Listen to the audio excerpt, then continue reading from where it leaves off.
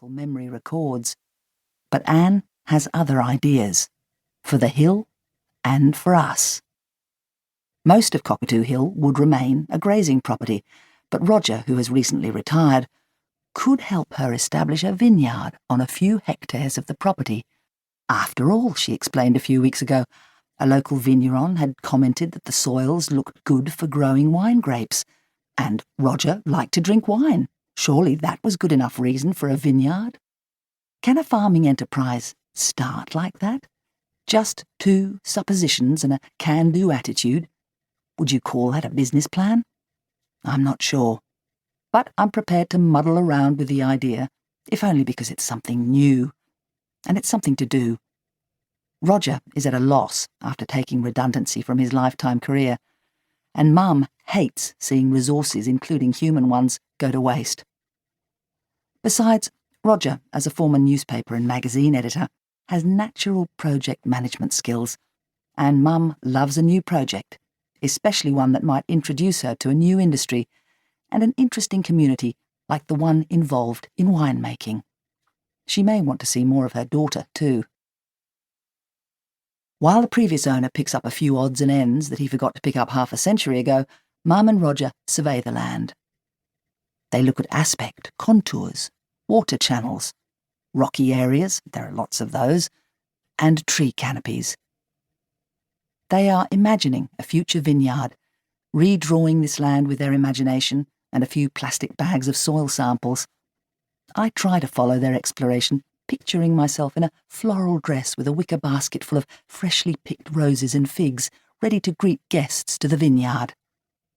But I can only see the ink splash of junk. As they chat about aspects of the land, my eyes keep being snagged by rubbish. I can't see the landscape for the litter, and I can't not see the litter. Everywhere I look, there is stuff that needs to be cleared, and I'm beginning to fume over the circumstances that created it. This land isn't mine, but I'm offended at what has been done to it. Sheep stare at the visitors wandering around their hill, perhaps wondering how much of their space is going to be invaded, and it occurs to me that they and their ancestors have resided here far longer than the span of my life. This has been sheep country since shortly after 1824, when Hamilton Hume found a way to get from Sydney to Melbourne with the hapless hovel in his wake. What made it sheep country? A market for wool in England, a need for meat in the new colony. A lack of any other ideas? Wool is the default enterprise for this area, but newcomers are finding different purposes for this stretch of Australia.